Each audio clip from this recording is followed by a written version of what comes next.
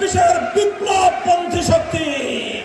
আমরা জাতীয় নির্বাচনের জন্য প্রস্তুত হয়েছি এবং দেশকে রক্ষা করার জন্য। এমনকি দুঃখের বিষয়, সকল ফ্যাসিবাদ, দুর্নীতি, বৈষম্য, দুঃশাসনের বিরুদ্ধে ৫ আগস্টের বিপ্লব অনুষ্ঠিত হয়েছিল। সেই বিপ্লবের পরের দিন থেকে একটা গোষ্ঠী নিজেদের কপাল কিসমত করার জন্য বাংলাদেশের জনগণের উপর ঝাঁপিয়ে পড়েছে। আজ চাঁদাবাজদের দৌরাত্ম্যে সমাজ জীবন অতিষ্ঠ ততষ্ঠ, ত্রাহি ত্রাহি অবস্থা।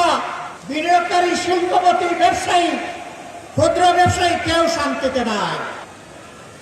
আগের চেয়ে চাঁদার রেট বেড়ে গেছে বলে সকলেই তারা বিষাক্ত নিঃশ্বাস ফেলেন।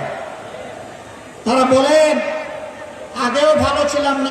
আমরা জাতীয় নির্বাচনের জন্য প্রস্তুত হয়েছি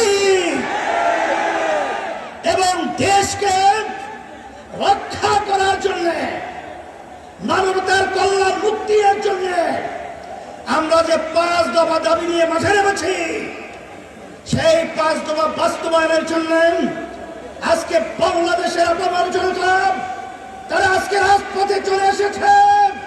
এর মাধ্যমে তোমাদেরকে ১২ নম্বর ২০ নম্বর সিগন্যাল দিচ্ছি।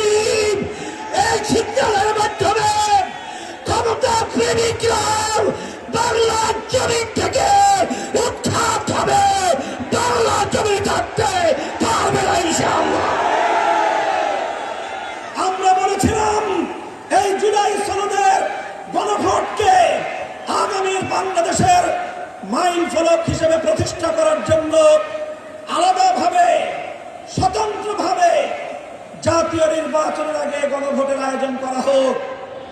কিন্তু আমরা দেখছি যারা জুলাই সনদের, যারা জুলাই বিপ্লবকে আন্তরিকভাবে গ্রহণ করতে পারে নাই, যারা জুলাই বিপ্লবের বৈষম্য বিরোধী চেতনাকে ধারণ করতে পারে নাই, যারা জুলাই বিপ্লবের ফ্যাসিবাদ বিরোধী সংগ্রামকে ভালোভাবে গ্রহণ করতে পারে নাই, ষড়যন্ত্র করে পর্দার পেছন থেকে কলকাঠি নাড়িয়ে জুলাই সনদের গণভোটকে একই দিনে বাস্তবায়ন করার জন্য বর্তমান সরকারকে তারা বিভ্রান্ত করেছে, পথভ্রষ্ট করেছে।